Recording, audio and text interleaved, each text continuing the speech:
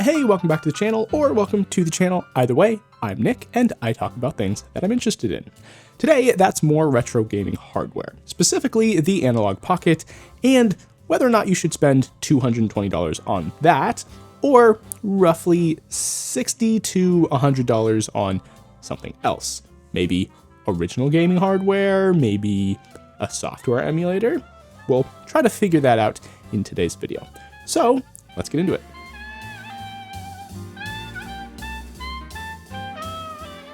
The kind of easiest way to get into emulation is probably to emulate on your phone. I personally don't recommend that experience for the long haul. That's probably a great way to kind of see what games you like, see which games you're interested in buying physical copies of, or interested in exploring with physical hardware, see whether or not it's worth it to you to sink the money into it. But I think that's very much a trial run kind of device to use for this. I don't think it should be your end all be all, because you are genuinely missing out on a lot of the experience when you're just tapping on a phone screen. It's functional, but it doesn't give you the experience. And to me, that experience is very important. You're not, I try very hard not to be an elitist on here. You are not any less of a retro gamer if you don't care about that physical hardware experience. That's totally fine. I personally care a lot about it. I personally find a lot of value in having physical hardware, but you might not, and that's, you know what, that's honestly totally fine. You can run an emulator on your computer and be completely happy doing that. Yeah, I want to make it clear, you're not less of a retro gamer, less of a retro gaming enthusiast if you do enjoy that more, if you don't really want to go through the hassle of finding all these Game Boys secondhand and stuff and messing with them. You are valid, and we love you. So we should probably talk about what exactly the Analogue Pocket is, in case you're unfamiliar. Maybe you've come across this video in your search for retro gaming hardware or something to play ROMs on. So I'll try to explain exactly what the Analogue Pocket is. And the Analogue Pocket is a hardware emulation device which essentially pretends to be a Game Boy by using an FPGA. An FPGA is basically just a chip that you can kind of program to act like any hardware, not any hardware, but you can program it to act like any chip that you want it to, so that whatever you're using it to run will just kind of think that it's running on native hardware, and it won't throw up any red flags. That's part of why this is $220, as I noted in the intro.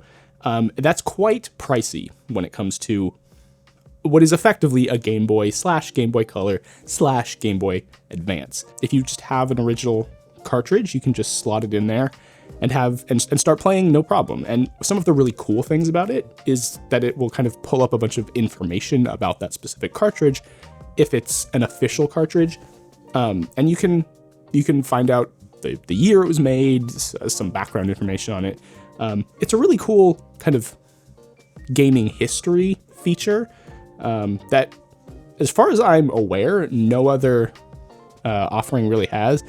I haven't looked too much into the Mister system offerings. Those are a little bit more kind of enthusiast hardware. This is kind of a plug and play kind of deal. You don't really have to do much configuration or messing with this to get it to work. From my understanding, you have to do kind of a lot of that with the Mister systems. So that's why I personally like this, and I was never even really drawn to the Mister. Plus, the Mister is significantly more expensive than this in pretty much all configurations. If you're looking for a high-end, very capable system, that's probably why you were drawn to this. This is kind of the best offering. We have recently seen the colorful system come out, but that is only Game Boy and Game Boy Color, and there are some other differences. I didn't buy one. It's not exactly financially smart for me to do that right now, so this is what I have to compare all of these other options to.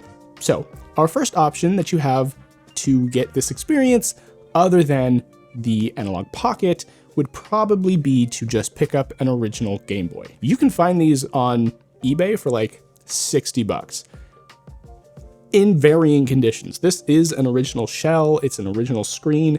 I do think I replaced the jewel on this one, so it's not fully stock, and those jewels do get really scratched up, but that honestly doesn't, in my experience, actually affect the experience of playing the games. And that experience is really more down to the games and the pixel art itself, which isn't really ruined by some scratches on the screen. Now, if it's like significantly scratched up or missing, you may want to pick up an aftermarket one or find a different option. But honestly, just buying the original hardware, buying some rechargeable AA's, not going to be a bad idea. That's going to be a great experience. And I played on original hardware for probably like 5 or 6 months before even considering anything else. This is a really good experience. And I do recommend trying to play on original hardware. I am an advocate of playing on original hardware, at least having one original hardware device to experience that and experience the nuances that come with these original devices. But that's not where you have to stop. You don't have to only want original hardware, only want to play just how it would have been played originally. That's not necessary. And especially now, the modding scene for these has gotten significantly better, significantly more accessible to you and me. Like I said, this was kind of my first introduction. I played on just the regular original hardware for a long time, but then I got a little bit tired of the screen, as most people do. Generally, the rest of the hardware I really loved. So I was just like, well, can I just replace the screen? And I looked into it, and turns out, yes, you absolutely can. There will be links to all of this stuff down in the description. I don't think any of those will be affiliate links. Yeah, none of those should be affiliate links. I'll link to all the parts and pieces and everything that you might need to mod your original hardware or buy some original hardware and mod it for yourself. So that brings us then to your kind of second option.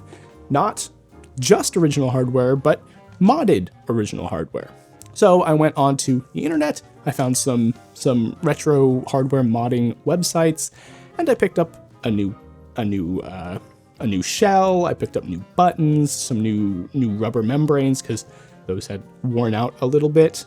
And I got a new jewel, and I basically just took the original electronics, plonked them into this thing, and had what is effectively a brand new experience. You can totally replace the housing, the shell, everything about it, and keep that original core hardware so that you can still play those original games and have the experience of, say, taking your original Tetris cartridge and slotting it in and feeling that experience of all of the mechanical interactions and physical buttons and all of that, which you don't get with software emulation on phones specifically. You have the options that I've just shown you. Plus, what I would probably say is the best idea for Nintendo hardware specifically. The Game Boy Color can play all of the same games that the Game Boy can, except in color. And it does this really cool thing where it just kind of randomly slaps on some colors to original Game Boy games, because obviously original Game Boy games are not colored in and of themselves. They were black and white essentially because they were just using on, off, or somewhere in between that for the value of the pixels on the original Game Boy, and that screen was just a little bit green. So the actual colors were not green, they were black and white, but the screen was green. So when you slap one of those into the Game Boy Color, you can do a certain button combination, which I'll also link to, and you can just change the colors that are assigned to each of the pixels in the game that you're playing. And that's pretty cool. Essentially, you can play all of the same games that the DMG Game Boy can play, but also the Game Boy Color games. So games that were made specifically for this. And the Game Boy cannot play Game Boy Color games and do that same kind of color trickery because these Game Boy Color games are just not compatible with the DMG, whereas it is they are the other way around. So this is a really great one to give you access to not only the original DMG games, but also Game Boy Color games. So if you're just interested in kind of Game Boy games, this is a great place to start. All of the same modding stuff applies to this. This is, in fact, a reproduction shell. I got a pretty beaten up one on eBay, and I swapped the shell out and the screen. And this screen mod is a little bit more involved. There's some soldering required, so if you're gonna go with the modded option, that does require a little bit more investment. That might push you more towards the original Game Boy, where it really is just some ribbon cables that you just have to plug in, take apart the shell, plug in ribbon cable, replace the screen, and you're good. It really is that simple. Whereas this one is more involved. You do have to do some soldering. There is some kind of delicate soldering. There's guides out there. It's completely doable, and honestly, I think this would be a great first soldering project. I think this is a great project to kind of learn soldering, kind of get some of the skills for soldering with. I love this thing. This was my go-to emulation device for a very long time. After I kind of moved off of the original, well, actually, after I moved off of the original Game Boy, the completely unmodded one, to a modded Game Boy, I got the retro emulation, retro gaming hardware modding bug, and I just couldn't help myself, so I had to get one of these and mod it up. But that might not be a viable option for you. That might not be a viable option for everybody. You might just want to pay 60, 70, 100 bucks for something that just works, something that you just play the games. You don't really care about modding. You don't want to get into all of that. You don't even want to buy a screwdriver. That's totally fine, and you can do that. You totally have that option without having to buy the Pocket, because this is quite the investment, and you don't have to spend that much money to get what you want. If that is what you want, you can go with software emulation, and this is my personal favorite for software emulation, and I should probably note all of the prices that I'm mentioning in this are pre-tariff. I don't think the price of this is going to go up because I think it ships from within the US. I think it's within the US, but parts of it are almost certainly made in China, so prices will probably go up once the whole tariff thing is figured out. So all of the prices in here are kind of what I paid for them. They might be jacked up pretty soon. That's not something that I have any power to predict. But yes, this is my baby. This is my all-time favorite software emulation device. This is kind of this is my go-to now.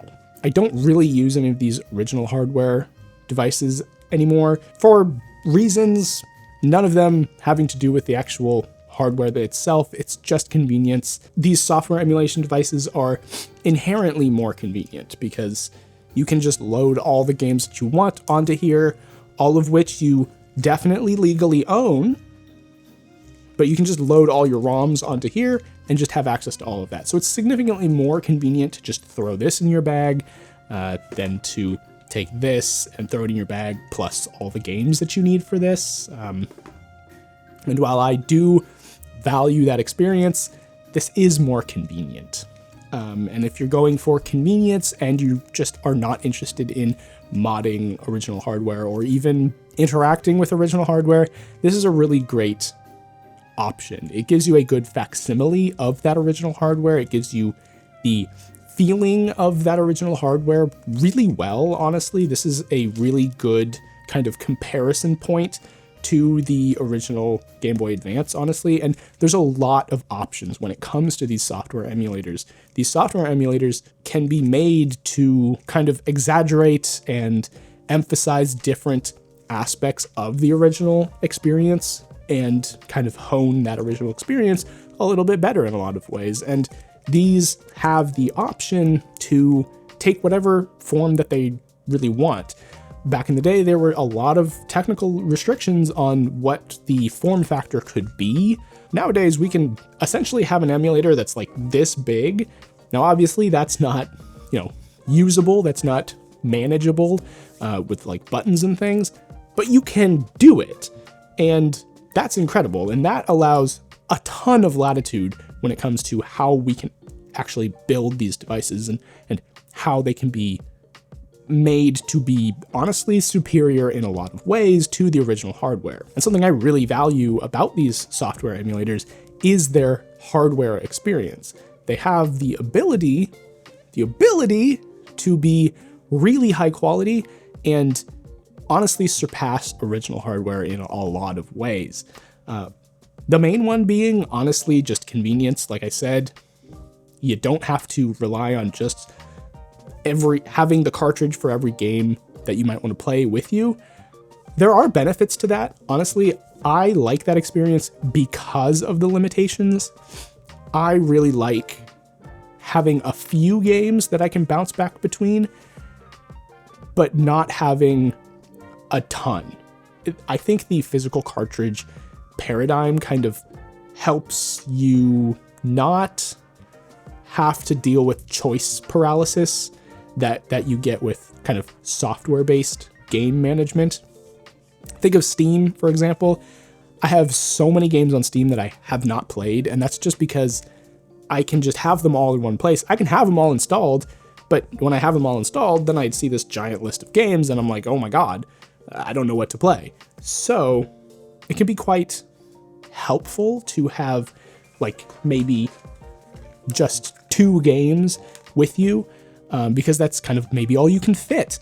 You know, you have to choose 2 games that you want to take with you, or even maybe you can only fit 1 in the console itself, and that's all you can take with you. That's the game that you have. That's the game that you're going to play. So I think there is value to that experience. Okay, so I know this has been kind of all over the place, and I apologize for that. I didn't script this video because I kind of wanted it to just be kind of off the cuff. And as a result, it's been a little bit all over the place. So I'll try to cut it up and make it make sense. But I just want to do kind of an overview of kind of what we've talked about. So your first option is to just buy the original hardware. Just buy the original hardware, don't mod it, don't do anything to it. Find a pretty good condition, maybe pay a little bit of a premium for that, but you know, you can probably get a pretty good condition one for around 60, 70 bucks. And that's probably shipped, honestly.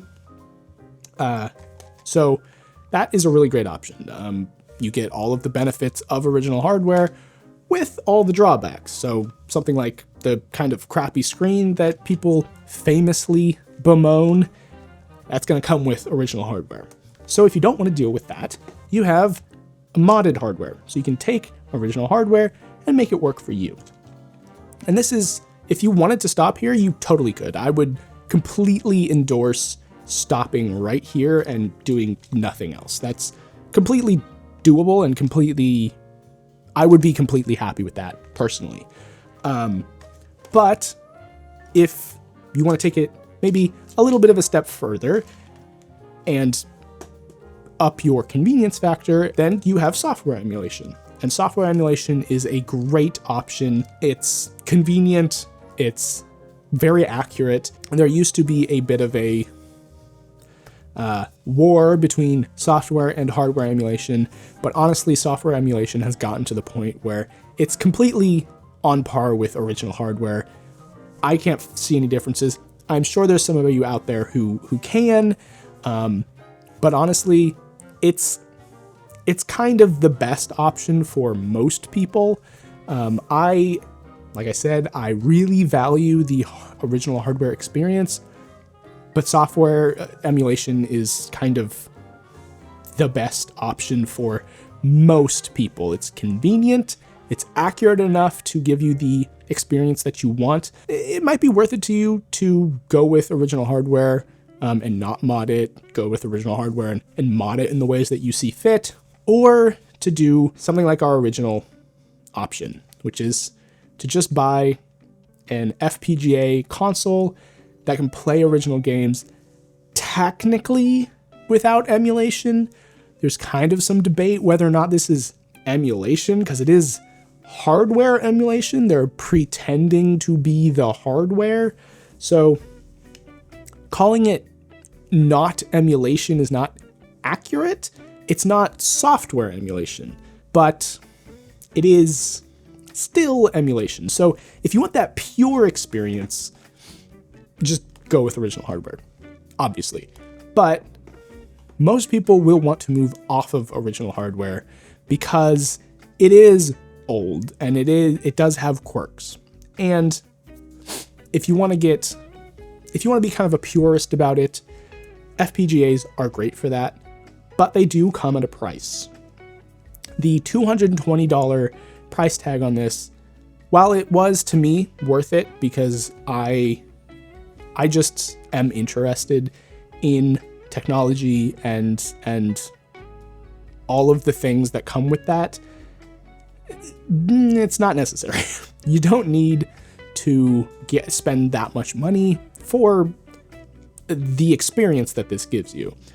For a lot of people, I don't think $220 is worth what they give you unless you're just interested in how cool it is, basically. It's a really high quality option. Its fit and finish is really nice. The design is really nice. You can check out my video kind of exploring the design of this thing. I have my qualms. All things considered, this is an extremely well-made device, and for me personally, it justifies that $220 price tag.